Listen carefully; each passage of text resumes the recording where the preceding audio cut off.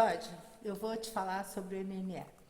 Para que a gente possa estabelecer uma relação direta entre as pessoas nas instituições e o setor sucroalcooleiro, ainda que passando por diversos estágios, nós vamos estabelecer essas relações, no início de cada um desses episódios dessa segunda temporada, eu vou ler para você a lista das pessoas relacionadas àquela instituição que estão envolvidas no crime RenovaBio. Então, deixa eu começar. Bento Costa Lima Leite de Albuquerque Júnior, era ministro do MME. Adolfo Sachsida, também ministro do MME. José Mauro Ferreira Coelho, secretário de Petróleo, Gás Natural e Biocombustíveis. Esse foi presidente da Petrobras durante uns 5 minutos. Miguel Ivan de Lacerda, que também é conhecido como Miguel Novato, de novo, uma coisa muito estranha, que é o pai do RenovaBio. Paulo Roberto Costa, que é o pai dos CBios. E Pietro Adamo Sampaio Mendes, que era um auxiliar do José Mauro Ferreira Coelho e que me ligou em algum momento desse processo todo, e eu vou contar para vocês como que isso aconteceu. Como você pode notar pelo texto do e-mail, antes eu me apresento, eu digo que há mais de 12 anos eu faço parte de um grupo da ONU que audita as empresas certificadoras de crédito de carbono, e mesmo assim ninguém me deu a menor atenção. Eu mandei esse e-mail no dia 15 de novembro de 2020. E aí eu aponto até que eu tentei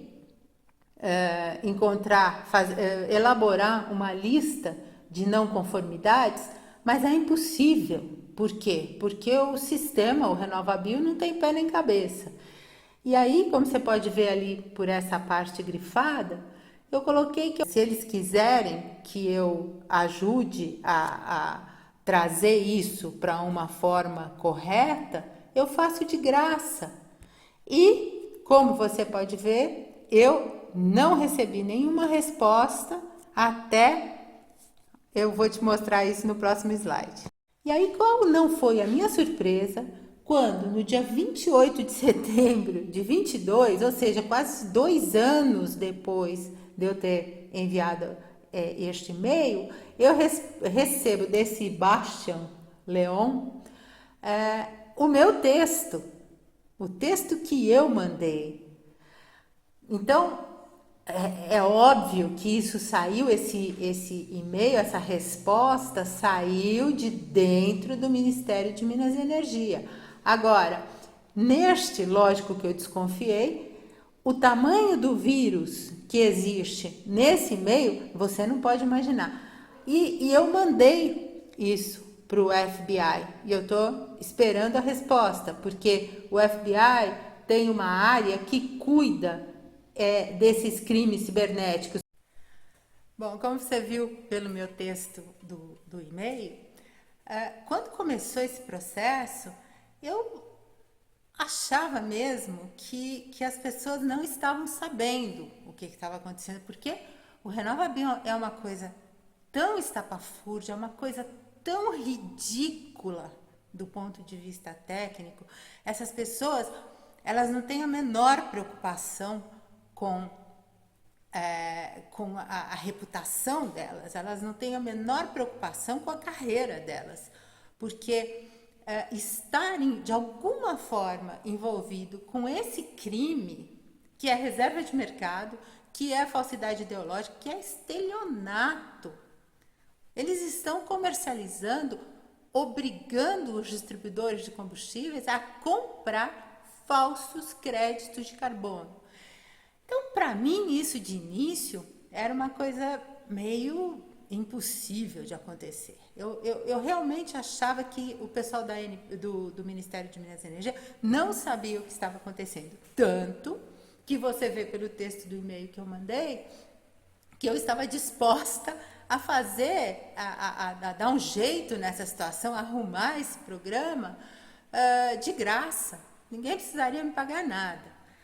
Quando eu não recebo resposta nenhuma, aquela resposta, esse e-mail com o vírus que eu mandei para o FBI, você viu que ele chegou 2 anos depois, né? Então, e só pode ter saído de dentro do Ministério de Minas e Energia. Não pode ter saído de outro lugar, né?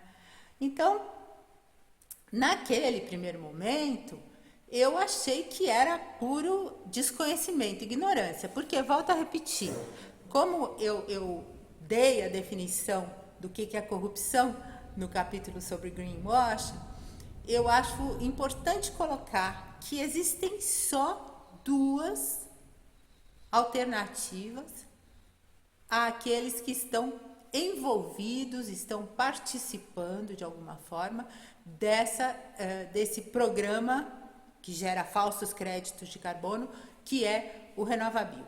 Ignorância ou corrupção. Não existe uma terceira via. Só pode ser uma dessas 2 coisas. Com relação aos criadores do crime RenovaBio dentro do MME, os 2 perpetradores são Miguel Novato, também conhecido como Miguel Ivan Lacerda, e Paulo Roberto Costa. Paulo Roberto Costa é criador dos CBIOS, dos falsos créditos de carbono CBIOS, e Miguel Novato é criador desse arcabouço fantasioso que eles batizaram de RenovaBio e que supostamente deveria ser o maior programa de descarbonização do planeta, segundo o próprio. Dá uma olhada nesse post que ele fez em resposta à minha provocação, porque eu tinha feito um post no LinkedIn mencionando RenovaBio, mencionando o Paulo Roberto Costa, e ele ficou indignado. Ele fez um post dizendo que ia me mandar para Guantánamo, que ia me processar até o último dos meus dias. E aí eu comecei a provocá-lo, me processa. É isso que eu quero, me processa mesmo. E comecei a falar que ele era um arregão porque ele não ia me processar, porque o sistema não permite, a armação deles não permite que eles me processem. E aí, deixando bem clara essa psicologia de folhetim, olha o post que ele fez para mim. Ele diz, olha como ele se refere a mim, ele fala comigo como se ele estivesse falando com os bandidos da corja dele, porque ele diz que eles não têm o poder da caneta, mas têm o poder do convencimento. Ciência não é sobre convencimento, ciência é sobre fatos.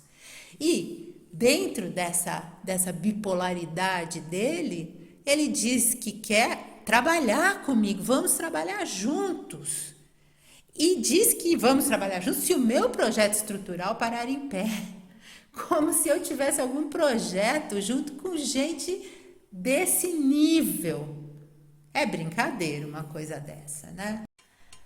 Bom, como você já deve ter notado, eu sou bem agressiva nas minhas posições. E o que aconteceu? E fora que eu estava completamente indignada com esse processo todo. É uma coisa tão agressiva essa tentativa de criação de um crédito, de um falso crédito de carbono, que eu me senti honestamente ofendida. Ofendida na minha inteligência. E eu comecei a fazer uns posts ultra violentos no LinkedIn. E em todos esses posts, todos eles, eu mencionava as pessoas envolvidas nos posts. Todos os participantes, quem tinha ou quem tem alguma voz nesse processo. Qual não é a minha surpresa quando, mais ou menos em fevereiro do ano passado, eu recebo um telefonema do Pietro Mendes. Pietro Mendes, um auxiliar, 5º escalão dentro do Ministério de Minas e Energia, falando em nome do José Mauro Coelho, que era então secretário de Petróleo, Gás Natural e Biocombustíveis. Eu comecei a explicar a ele o que estava acontecendo. Dentro de uma arrogância sem tamanho, você não tem ideia do quanto esse rapazinho é arrogante, quanto ele é petulante. Ele ouviu o que eu tinha para dizer, ele me perguntou se eu era advogada, eu disse que não. Ele me perguntou se eu tinha terminado de falar, eu disse que sim. E aí ele me informa que, para eu não me preocupar, que ninguém seria preso com relação ao RenovaBio, porque eles estavam no exercício da função. Olha só a coincidência também, né, com a resposta que eu recebi da procuradora da Corregedoria do Ministério Público Federal, quando eu reclamei da postura do procurador Marcos Marcelos Gonzaga Goulart. Ela me disse que ele está no exercício da função. Ou seja, se você está no exercício da função, você não tem que se preocupar com a moralidade do que você faz. Você está cumprindo ordens, exatamente como os nazistas cumpriam ordem, como os fascistas cumpriam ordem. Esse é um tema que eu vou colocar para você quando eu falar sobre a ANP. Quando eu falar como eu fui censurada na audiência pública relacionada ao RenovaBio. Mas isso é tema para um próximo capítulo. Voltando aqui ao que eu estou te contando. Em nenhum momento esse Pietro quis saber mais sobre os aspectos técnicos do que eu estava falando. Em nenhum momento ele teve sequer a curiosidade de saber como que uma pessoa fala com tanta veemência contra um programa de governo, como que uma pessoa afirma que esses créditos de carbono são falsos. Em nenhum momento. Ou seja, ele tem plena consciência de que o crédito é falso.